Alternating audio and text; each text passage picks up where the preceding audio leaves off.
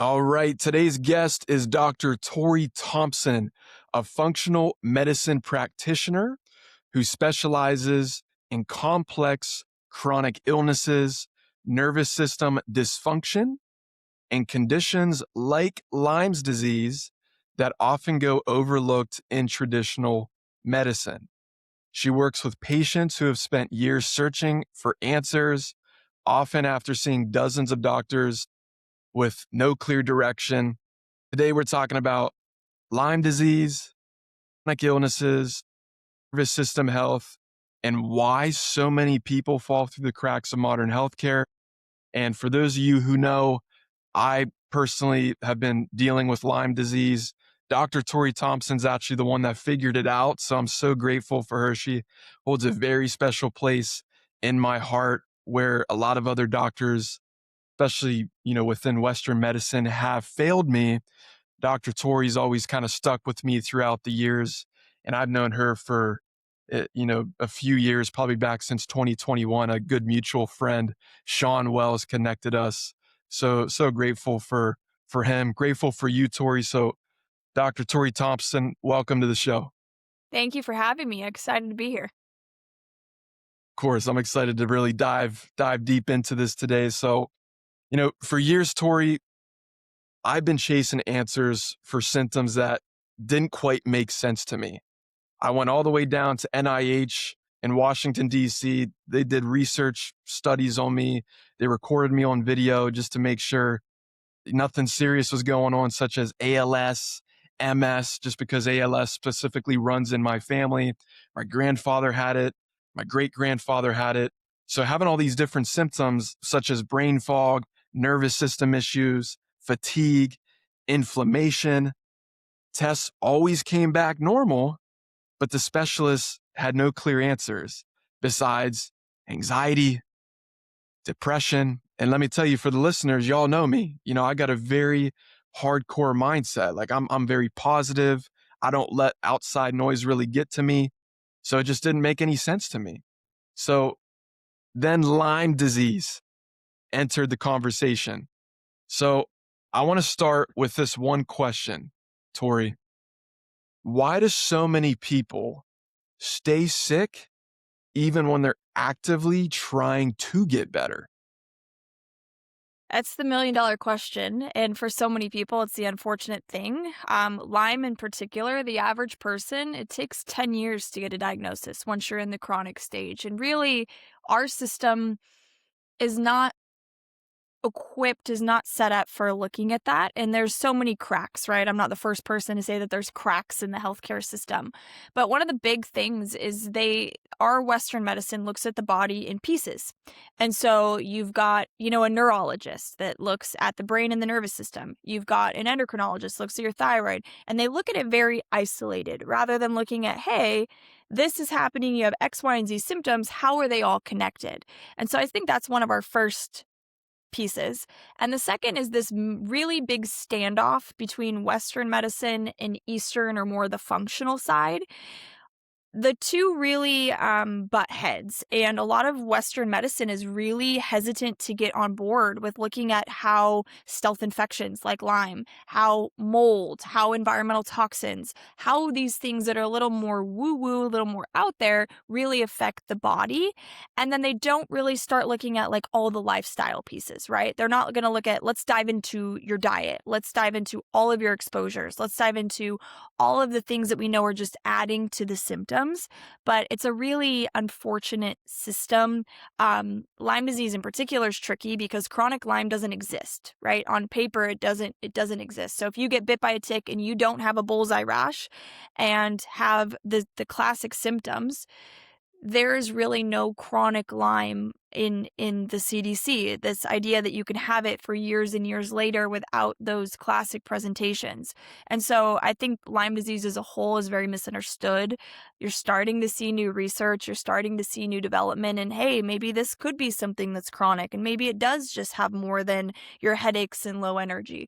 But it's really, I think, a lot of the system has to be redone. And Lyme disease in particular, I think we need a better understanding and better taught to doctors of how it presents, and when it gets out of that acute, first few week phase, what does it look like? And that's the hardest part with Lyme is the symptoms are vast. You and I both have had Lyme. Our symptoms were completely different.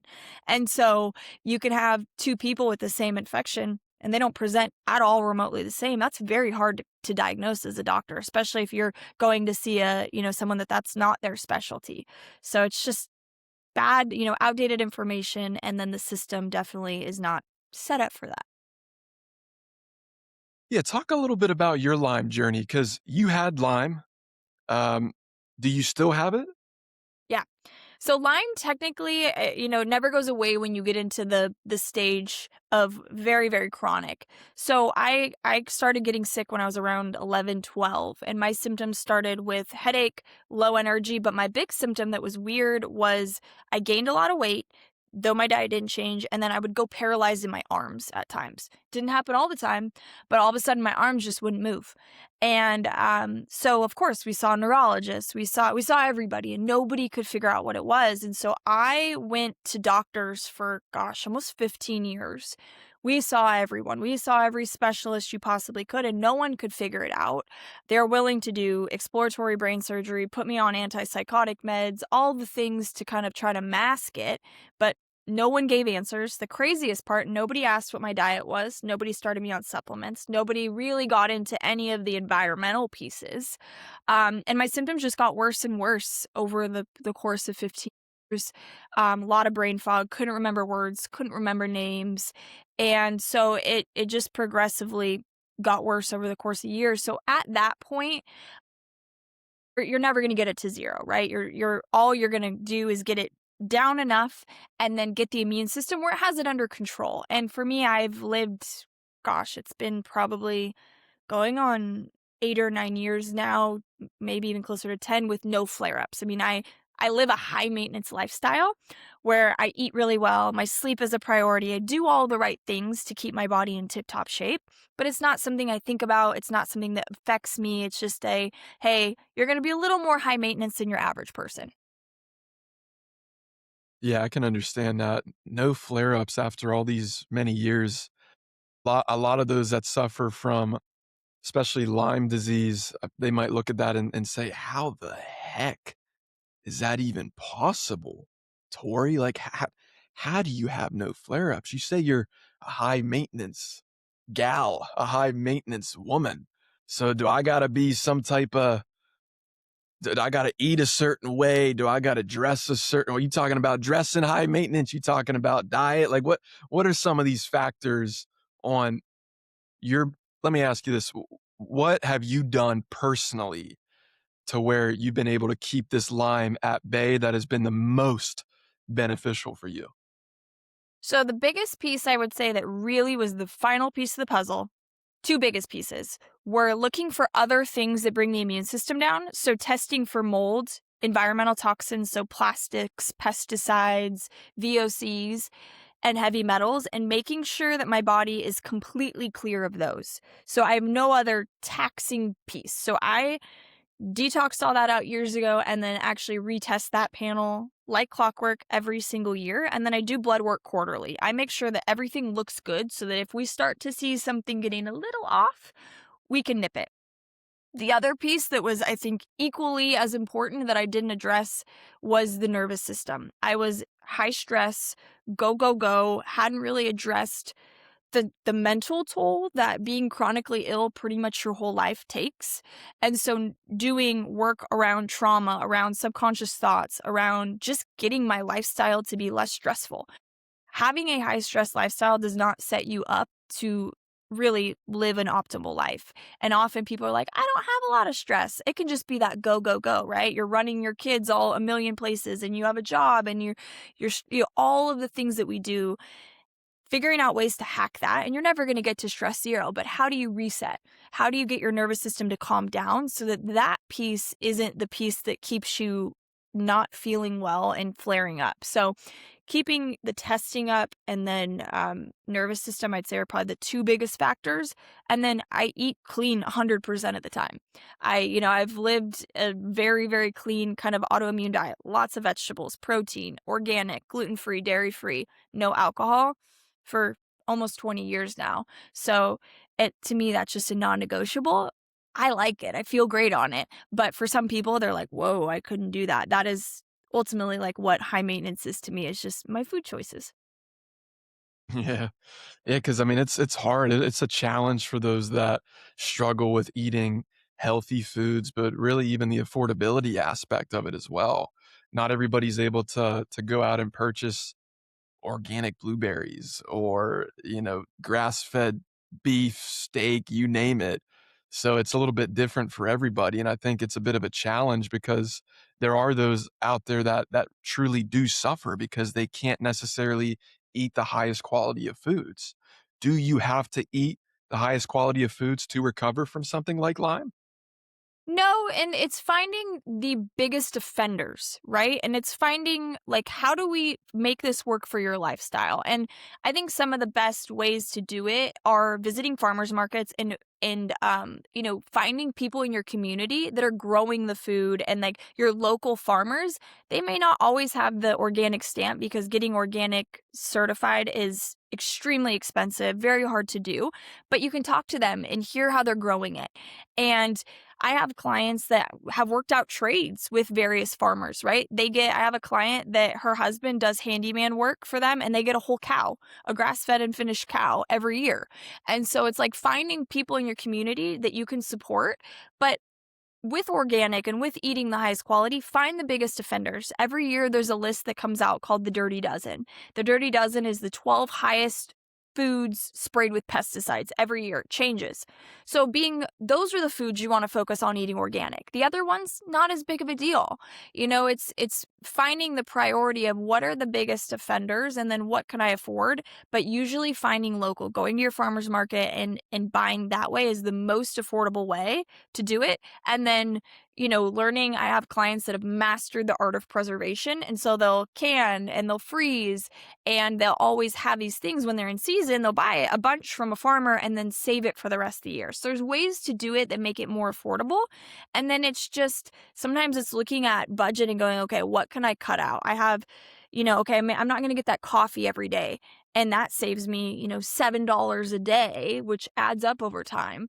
What can I do? I'm not going to go out to eat 4 nights a week. I'm going to eat at home. What can we do in our lifestyle to bring it down to make it more manageable? Yeah, that makes sense. Especially some of y'all, you be spending a few $100s on on Starbucks a Right? month, but yet, Starbucks, I believe, has mold in their coffee. Am I not mistaken?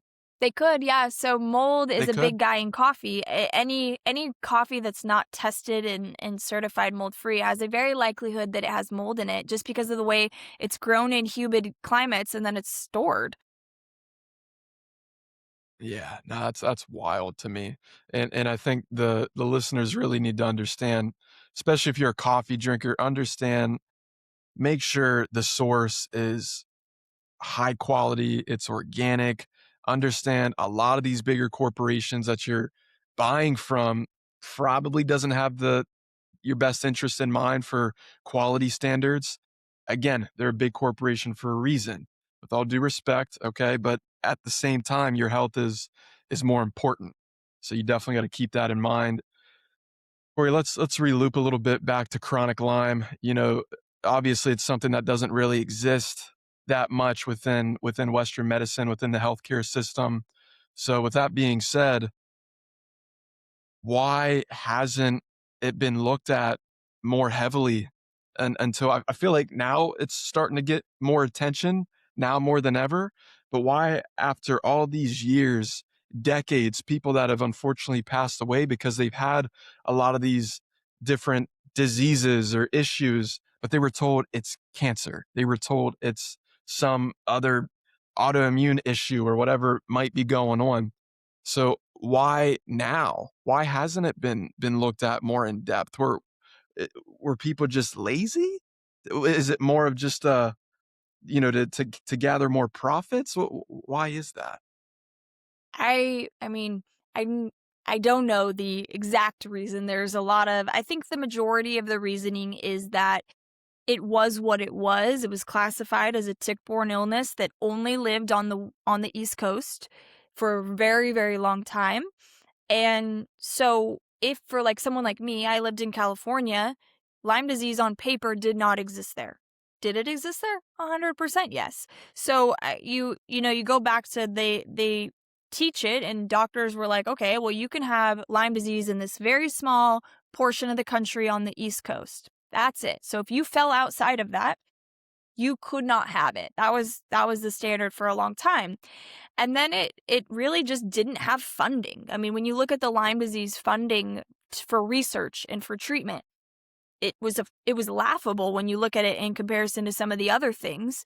Um, but so there's no research. The funding is very, very poor. And really, I think one of the best things that happened was celebrities started coming out and getting it. And so you started having these celebrities, Shania Twain and was it Ben Stiller, I think, and like you had these big celebrities, Avril Lavigne, coming out saying, "Hey, I had Lyme disease," and so it started to bring attention to it.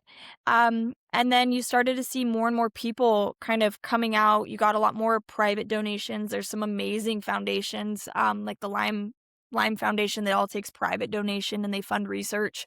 So you just started getting, I think, momentum behind it. But I mean, we asked about Lyme disease back when I was sick because our dog had Lyme. The vet caught it almost immediately. So we said, "Hey, the dog had Lyme disease. Is it possible she does as well?" Nope, not a chance. You can't have Lyme disease in California.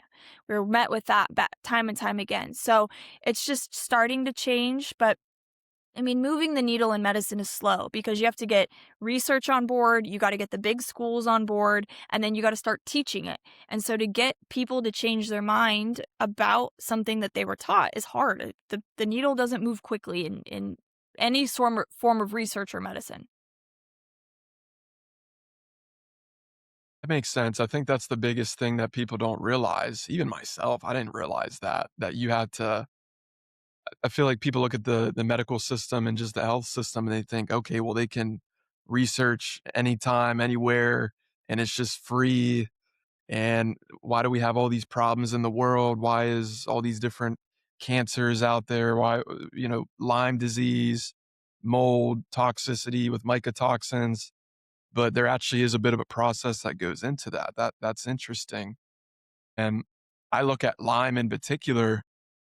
Why is it that some people that have Lyme, they never saw a bullseye rash or uh or got bit?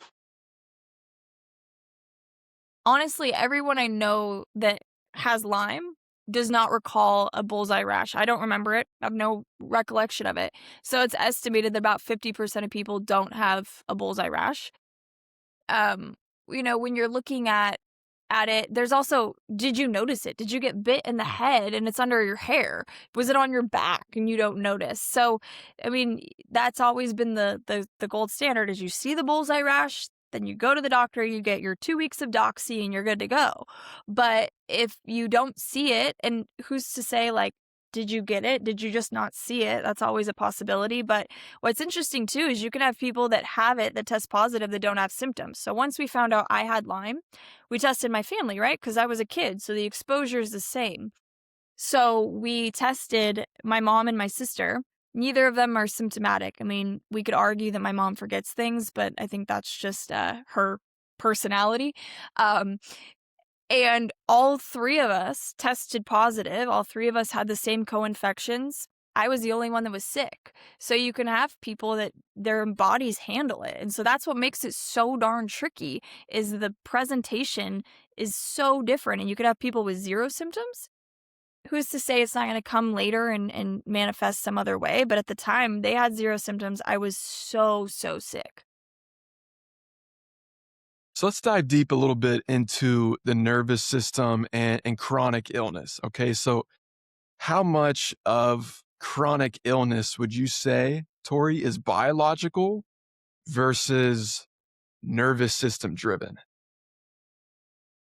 It depends on the person. But there's chronic illness, nervous system always becomes a component of it. It might not start out that way, but when the body gets to a state where it doesn't feel well and it's sick and there's a lot of inflammation, and often there's, you know, usually stress going on in the background. You're going to doctor's appointments. You're being told there's nothing wrong with you. You go through the stress of it. The nervous system gets to where it's firing often, right? You can get into chronic illness really does put the nervous system in fight or flight. And when you get into fight or flight, the nervous system's 10 out of 10. That is not a conducive body to heal in, which makes it even harder because you can then get into this loop. So if you think of fight or flight and the nervous system being on, when that happens, the body is in this state of it is in survival mode. And so when you imagine with fight or flight being like you're being chased by a bear, your body needs to run, it needs to go, it needs to have the energy to survive whatever the threat is.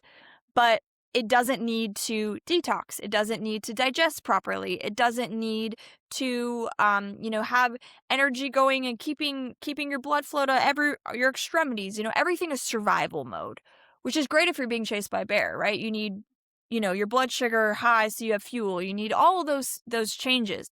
But when you get stuck there, it makes it where the body is not in a place it can heal, and so you get sick. Then, whether it's symptoms or it's just your high stress lifestyle plus some sort of issue, whether it's mold, whether it's a parasite, whether it's Lyme, creates the perfect storm. Or you start with symptoms and then the nervous system comes in, but you have to address both. And I think that's what's missing in a lot of functional medicine and a lot of the holistic side right now is this power through, right? We can just push supplements and detox and push through it. Good luck, right? The second the body is in that fight or flight, not safe mode, you're not going to make much headway. And so you have to synergistically address both of them. You have to get the body to feel safe. You have to get the nervous system to calm down. You have to address that piece while supporting the body. And then once the nervous system's addressed and once the body is supported, then you can come in and you can start to detox or heal or whatever it may be. But they do have to be addressed together. One doesn't work without the other. And there's people on the other side of the spectrum that say you don't need anything, right? You don't need supplements. You don't need to do a detox protocol. You just need to get your nervous system under control. I wish, but unfortunately, if you've got mold or toxins or whatever, you do have to address both. So it's really both of them. The nervous system piece is hard because it's things you have to do. It's not take this supplement and it fixes it. This is breath work. This is meditation. This is PEMF. This is getting outside. This is lowering the stressors in your life. This is affirmations. This is going and doing trauma work. It's hard. Taking supplements is easy in comparison. So it's one of those things that it really has to be addressed, but it's not an easy just fix it like that path. Yeah, it's interesting you mentioned about supplements because I feel a lot of us take supplements every single day, and we think that we may be fixing the problem, I guess you can say. But would you say that all supplements are the same quality wise? Now, let's say I buy my supplements off of Amazon. Mm. And with me buying supplements off Amazon, I feel as if this has thousands of reviews. It's at a 4.5, 4.3 and above star rating. And a lot of people in the review section are saying, yeah, I pretty much got rid of everything that I had wrong with me, blah, blah, blah. And then you also have other people that are saying, this didn't work at all. Like, this is probably the worst thing that's ever happened to me by taking this supplement. So would you say that, let's say magnesium or vitamin D or vitamin B, any type of supplement you can think of, are they all the same? No, they are not. And the tricky part is there's two answers to that, right? And so you could put 20 people on the exact same supplement and have 20 different results because we're all different. Every body needs different things. And so there is bioindividuality. That magnesium that was the greatest thing ever for someone that was magnesium deficient, not going to have the same effect for someone that's not. And so there is bioindividuality. And so that's why I'm not a fan of people just like blindly, you know, going rogue and taking things that are the greatest thing ever that someone else told them. Your body is different. But on the sourcing side of things, no, not all supplements are created equal. And one of the problems with Amazon is there's a lot of counterfeits. We have several I have several friends, and you hear it all the time of their supplements are fraudulently on Amazon. It's not their supplement, it's someone copying their label with gosh only knows what is in that bottle. And so if you're not buying from the store directly, right? So like Designs for Health, you could buy them from Designs for Health on Amazon. So if it's coming from them, it's their supplement. But when you start getting third parties selling supplements on Amazon, you have no idea what you're getting, and you are truly just hoping that it is what it says it is. Some of the big supplements, I want to say it's Now supplements was found a lot of their supplements were counterfeit with crazy ingredients in there that are definitely not in theirs. So I'm very anti Amazon unless you are buying from that supplement store itself. Um, and so buy from somewhere that is like Full Script or some of the stores that are, the whole they house all these, brands that are practitioner grade supplements, because you truly have no idea what you're getting. And the last thing you want to do is take a supplement that you think is going to help your body that just adds toxins or inflammation or whatever it is, because you have no idea what you're getting. So people have to be really careful about supplements. They're not, no one's checking what's in it. So if you're buying from a sketchy source, even if it's $5 cheaper, be very, very careful. Yeah, yeah, and I feel like those that do buy these supplements, they think going to Walmart or these other stores and just buying the cheapest in the bottom of the totem pole that they're addressing their issues, but a lot of that, would you say synthetic in there? Yeah, that's the downside of a lot of the multivitamins, right? They're usually using synthetic forms. So at least you're getting something. If you're buying it from them, at least you're getting what it says it has in it. But a lot of the cheap vitamins are synthetic, which have a terrible absorption rate. So if you look at like vitamin D, D3 is the vitamin that we like. D2 is the synthetic form. And so you're generally going to see the cheaper synthetic forms of these. They have poor bioavailability. They're generally very ineffective for people, but they think they're taking this, "Oh, I got a multi, it's got 45 vitamins in it, I'm good to go." Well, how much are you actually absorbing? What is the bioavailability? What's getting into your cells? Usually on those, it's not. I mean, I would say you just have expensive pee at that point because you're not absorbing it. Expensive pee, yeah, it's true. Um, what are your thoughts on prenatal vitamins? Big fan, same thing though. Good quality, Okay, right? Especially like prenatal, they have such great micronutrients that you need to really have a successful pregnancy and make it, give baby nutrients, give mom nutrients. But there's a lot of really bad prenatals out there that are just synthetic. So you want to use, and if there's ever an important time to have a really good vitamin in your system, it's a prenatal. okay, I see what you're saying. So, would you encourage those to buy the supplements in the actual store or more so online? Do the stores have less of the higher quality, and does online have more higher quality? You know what I'm saying?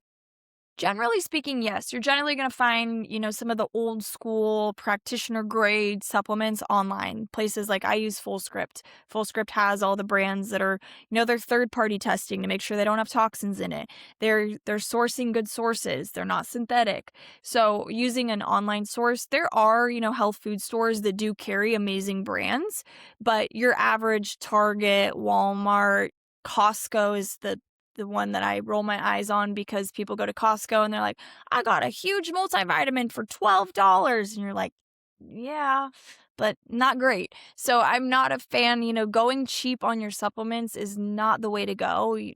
Get it, get it from a verified source. And if you're going to buy in a store, go to a health food store. They're generally going to have a better for you supplement than your average just kind of Target, Walmart store. Okay. Yeah, yeah, I can understand that. It's just so common. I feel like the society is misled by you can get any form of magnesium, vitamin D, and it's the same, but it's not. Now, let me ask you this: if somebody gets prescribed from their doctor, listen, your vitamin D is extremely low, okay, and I'm going to prescribe you vitamin D. Is that vitamin D going to be different versus one that you would get off of a full script? And if so, what's the difference from a doctor within Western medicine prescribing you a supplementation of vitamin D, whatever vitamin you may lack? Because maybe I'm wrong and correct me if I am. I doubt they're prescribing any type of designs for health brand Yeah, or anything like usually that. So not. Usually yeah, they'll what's the just tell difference? them go to CVS, go to Walgreens and buy a vitamin D supplement. That's usually what most Western docs will say. You're getting now where some of them will say, "Oh, buy some of maybe the supplement brands that have been out longer, maybe like a Pure Encapsulations, right?" But generally speaking, they just tell them go to the drugstore and buy a D, or even worse, not even worse, but they'll tell them just go get a little bit of time in the sun. And if your vitamin D is at 25, going in the sun, it's going to take you a lot of sun time to move that vitamin D. So, they're going to tell them to go buy it, and they don't. A lot of Western medicine doctors don't say, "Hey, you got to make sure it's a D3, and hey, K2 helps the absorption of D3," and all the little nuances that go around it. They just say, "Oh, go to the store and buy it." Yeah, you're gonna be sunburnt if you're trying to get all that sunlight for the vitamin D. You're gonna have some sun poisoning and need to go to the ER. What's interesting is I'm in the sun every day, right? I'm an avid tennis player, so pretty much on a tennis court 7 days a week at noon. So you're talking peak sun time. My vitamin D, if I didn't take it, and that's getting sun time, and again, every single person is different, but I would hover around a 45, 50 without supplementation. I like my vitamin D around 80, 85. So for someone that gets an hour, hour and a half of sun every day on my lunch break, my vitamin D is not that great with sun alone. So this idea, yeah, it'd be great if you could get all your vitamin D from the sun, and some people can. We've seen a few clients where their vitamin D is 80 and they don't take a supplement, but that's where getting it tested and going, okay, well, what is my level? And then 6 months later retest and see, okay, well, I did some sun time and it went up by 3, so that didn't work. Playing around with it so you can figure out what works for you, and what moves the needle for your body versus everybody else's. Yeah, I can understand that. Let's circle back to Lyme and mold for a minute. So let's say I'm listening and I have Lyme. Let's hit on Lyme first. I'm not expecting you to give me the blueprint to recovery right now, but what would you say are 2 or 3 things that you would recommend besides diet? Because I feel like we covered diet a little bit, and high supplementation quality-wise. What are 2 other things that you would recommend for somebody to implement within their life if they have Lyme, for one, and then mold toxicity? So the first thing I would say in a perfect world is if you have Lyme, test for mold toxicity, because the mold mycotoxins can really bring that immune system down and make it near impossible to get over the Lyme, get your immune system strong enough to handle the Lyme. So if you're dealing with both, you want to know so that you can address. Usually we prefer to go at mold first and those mycotoxins and then come at Lyme. But some of the other things that are crucial, um, are foundations. So it's lifestyle foundations, and this part no one loves, but going through all of the products in your house and starting to get rid of things that add toxins. You don't want any extra things being added to your body. My rule of thumb is first, it's what goes in your body. So food and water. You want purified water, you want clean food, no processed foods. Then it's what goes on your body. So your makeup, your lotions, your skincare, the products that touch you.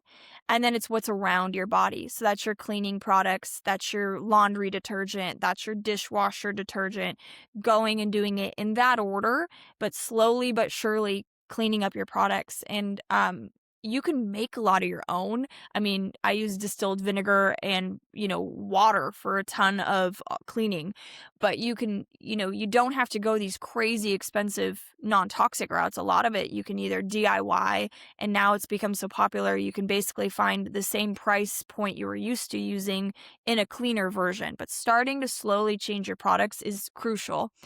And then building your foundations, right? So, lowering stress, getting electrolytes in, getting minerals in, eating a balanced diet of so not so much the sourcing, but just eating, right? Getting good protein, getting good fats in, and bringing your baseline up so your body has the fuel to do what it needs. And then things that are easy is adding in some detox modalities. Get sunlight every single day. First thing in the morning, go outside, get sunlight in your eyes, get your feet on the ground. It helps the nervous system, helps your circadian rhythm. Adding in things like exercise, just walking, get your lymphatic system moving. Dry brushing, right? Adding in a little bit of lymphatic movement into the body.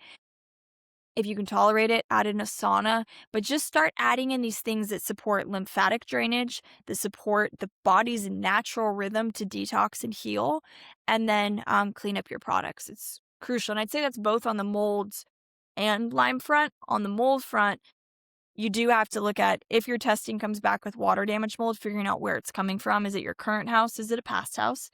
And then the foods. So the big foods we look at of mold would be coffee, so going mold-free organic, grains, and that's a lot in corn and corn products, and then peanuts. You won't see me touch a peanut with a 10-foot pole because the peanut products are notoriously so moldy. But really looking at diet from that perspective of how can I lower my exposure to mold mycotoxins through the foods I eat. Yeah. Yeah, I did a mold toxicity mycotoxin test through you, Tori, and it came back that I had mold in my body. And I lived in Houston, Texas during 2020, which was, the pandemic year.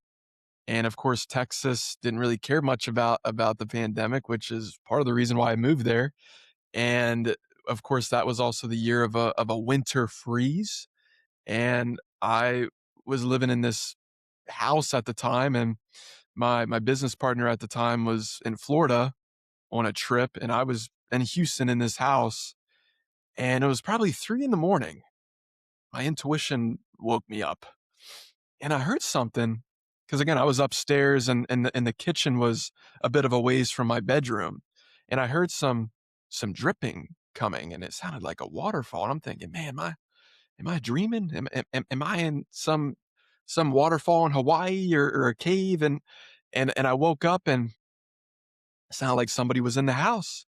So I grabbed whatever I had nearest to me, started going down the stairs, peeked around the corner. It was pitch black, turned on the light, and there was just a bunch of water coming down from the kitchen ceiling. The ceiling was like just all swelled up. I'm thinking, holy smokes, it's about to blow. And there was just so much water that we had. And long story short, we got it all cleaned up, got it all fixed up. But I truly believe that's where I got the mold from, was from that water damage, because I stayed in that house for a couple to few more months until our lease was up. My business partner came back for a day or two. He's like, Nate, I can't stay in this house. I'm like, why? He said, there's just something with it, something with my body. I'm just not feeling right. And I kind of ignored him at the time, and I wasn't too well versed on anything with mold or mycotoxins and how that can affect your body. And I didn't think anything of it at the time. But now, if that happened to me now, I'd be like, we're leaving, we're getting out. If any type of water seeps onto a dresser, a few months back, I had a humidifier that we use. It leaked out all over the dresser, and it leaked into the wood. And I know there's ways to get rid of that if you're quick with it, but it was in there for a day. And I told my wife, I said, we got to ditch this dresser. Like I know I might sound like a bit of a freak about it and stuff, but we got to get rid of it. I asked her how much was it, as long as it wasn't like $1,000 or $2,000, even if it was, we'd still have to get rid of it. And she told me it was like $125 from IKEA. I said, oh, okay, well, we'll get rid of it. We'll keep the drawers because that's where our son's baby clothes are at. But it is such a real thing. And I feel people they do not look at what truly is causing these issues. And it might be mold. It might be mold that's causing it. You just got to inspect your house, I feel like, a little bit better, right? To address the root cause of what's going on. So let me ask you this. What happens when someone is sick for years with no answers? What happens mentally in their mind? What does it do to them as a person? Because I'm gonna get deep here. There are divorces, there are breakups, there are just tons of things that happen to very incredible and great, beautiful people, but they have these illnesses that happen to them, and it's a shame. So what happens mentally to these individuals when they're sick for years and they're not getting the answers? I'd say the biggest issue we see is that people believe that they are stuck that way. And if you believe you cannot heal, if you subconsciously, you consciously might tell me, I can get better. Subconsciously, if you believe you cannot get well, you won't. There's no way around that. So I'd say that's the biggest thing is that there is that component, right? And so you really have to go in and kind of rewire the brain to allow people to think that they can heal. And that's difficult because consciously, though, most of the time they're going to tell you, I can heal. Occasionally, though, we'll get on a call and I'm going to be stuck this way forever. That's a hard mindset to get through, you know? And so there's that. There is the unsafe piece. If you're dealing with Lyme or I mean with mold and your house got you sick, that you do not feel safe in your environment, right? If you mentally believe your house is killing you and you do not feel safe there, good luck healing there. And so we start to see these things that it's these little thoughts that come in that the subconscious will plant. And then years and years of that really allow it to grow and grow and grow into this big thing. The other thing is when doctors tell them it's all in your head, you're crazy. Well, that belief grows as well. And so it's really looking at like these self-limiting beliefs that have been either ingrained into them or they believe it because no one has helped them and they do feel stuck that way. But it's from that angle, it's something that has to be addressed and it's very hard because there's a difference between the conscious mind and the subconscious mind. Your conscious mind's about 10% of your actual mind. 90% of it is subconscious. So if 10% of you believes you're going to get well, cool. That's great. But if 90% of the brain is like, nope, nope, we're not going to get well. You're not. And so you've got that side. And then you have the emotional toll of what it's like when you're a partner and your spouse or your boyfriend, girlfriend, whoever you're with doesn't believe that you're sick. They believe the doctors that it's all in your head. They believe that it's not a real illness and that it's just that you're crazy. And you start to hear this unfortunate piece of where one person, because you look fine, right? Someone with chronic illness often looks okay. You're functioning, you look fine. You don't look like what we deem as sick. And so you get, unfortunately, a lot of times where spouses, they leave them and they end up getting divorced. Kids will, not want to be involved with their parents because they can't deal with the always complaining, mom's always sick or mom's always got something. And then from a kid's side, what's interesting is there is this sometimes when kids don't get attention, the brain will realize, hey, when I'm sick, mom always goes to the doctor with me. I get attention when I'm sick. And so there's so many ways the brain and the subconscious mind get attention or don't get attention that shape how someone views their chronic illness. And a lot of times it's not conscious, right? So like a kid doesn't think consciously, ooh, I'm going to do this, but their subconscious does. So it's really fascinating the mental piece in there and the subconscious mind piece of healing. And that's where we often refer people to, you have to find a therapy modality that jives with you. Some people that's EMDR, some people that's talk therapy, some people that's hypnotherapy, but finding a modality that you jive with so that you can start to go into the brain and start to rewire it. The simplest thing is, starting to rewire that you can heal. And affirmations don't work on that level. If you believe subconsciously you cannot heal, good luck, right? You're talking to that 10%. So you really do have to work with someone that's trained in that can help start to rewire the brain, that can start to bring safety in and this idea that you can heal. And then the spouse piece is tough. I mean, we try to get them on calls and try to like make it a unifying thing, but there's unfortunately so many people that lose their families, lose their partners because they don't see it, and it's heartbreaking. Yeah, it's so true, and it's a shame because I remember whenever I was going through the issues that I was early on and going to all these different specialists, neurologists, doctors, you name it.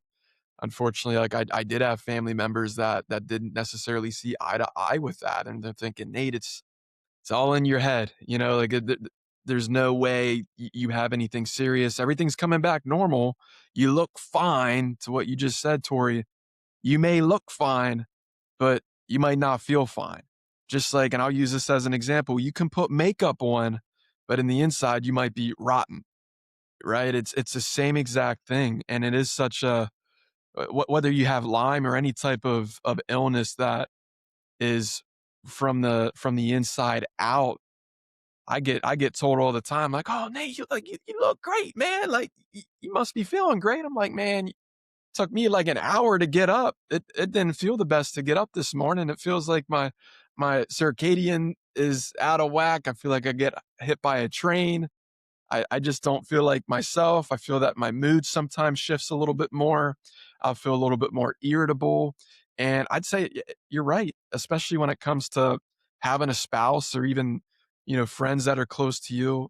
I think that is a very big struggle, not just for us that are going through it, but for them, because they do not understand what it's like to go through that.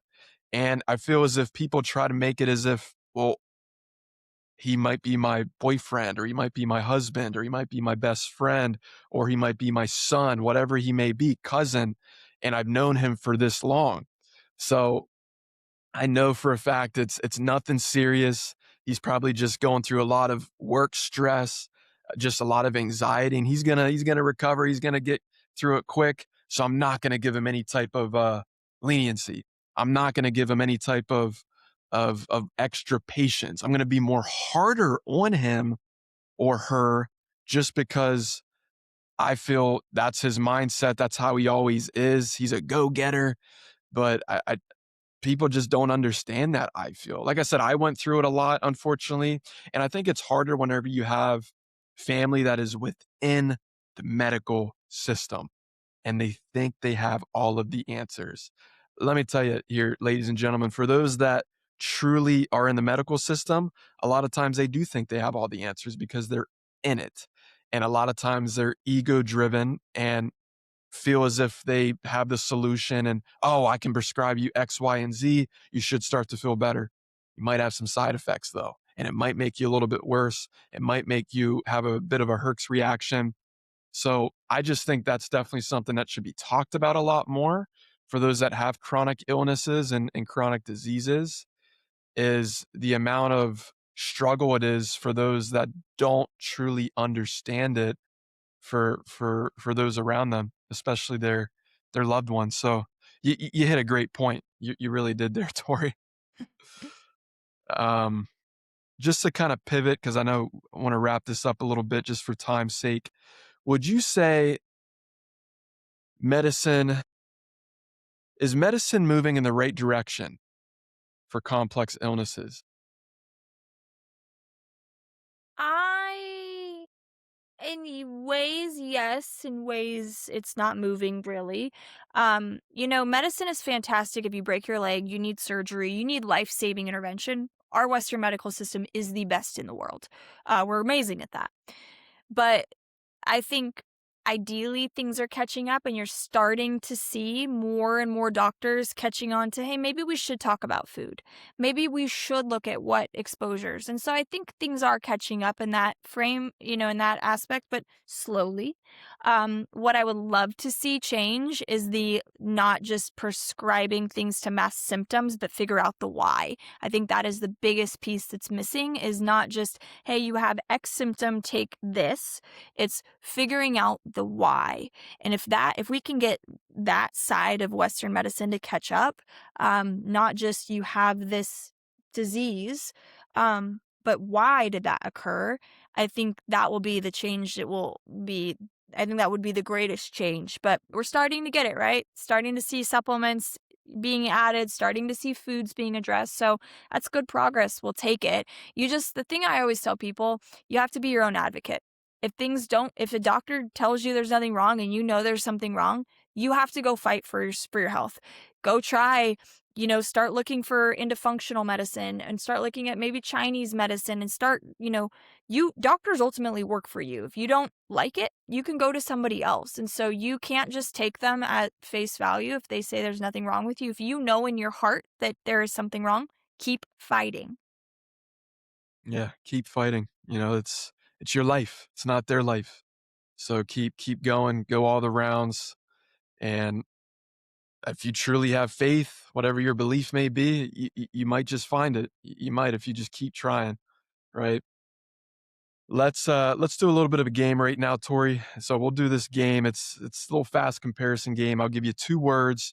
You pick one that you prefer, and just keep it at that. And then I'll have one more question for you, and then I'll get you out of here today. Okay. Um, so conventional versus functional.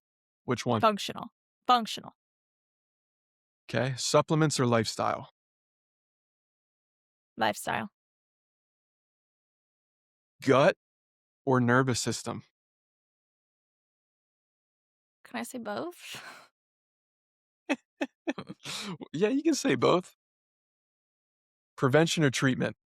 Prevention. Stress or infection? Infection. Modern medicine or ancient medicine? Ancient. Quick fixes or slow healing? Slow healing. Data or intuition? Data. Health or wealth? I think health is wealth. Longevity or performance? Longevity. That. Last question for you, Tori. What would healthcare look like if chronic illness was actually treated correctly? It would look a lot different. It wouldn't be symptom management. It would be addressing the root cause, healing the body, and maintaining. Yeah, I love that. That's a great answer. And Tori, for those that have listened to the entire episode or if you've watched on YouTube, where do you recommend people reach out to you and find you? Maybe somebody's struggling and this message really resonated with them and they need help. They need a functional practitioner. They need someone like yourself who has been through the Lyme journey and understands all of the different modalities that they actually need to take to get better. Where can they find and reach out to you? So it's Dr. Torrie Thompson across all social platforms. Then my website is drtorriethompson.com. And you've got my email there, or reach out to me on social. Say hi, say on Instagram, TikTok. I am on there. It's actually me. So say hi. Amazing. Tori, like I said, I've always respected who you are as a individual and just the knowledge that you've accumulated throughout not just the years of your work, but just through your experience, especially within Lyme. I'm very grateful for the connection that we've been able to have and just the help that you've offered me throughout these years. So again, I thank you for being such a incredible human, and it means more than what you even know, to say the Oh, least. well, thank you. It's very sweet. And it was so fun to be here. So thank you for having me. Of course.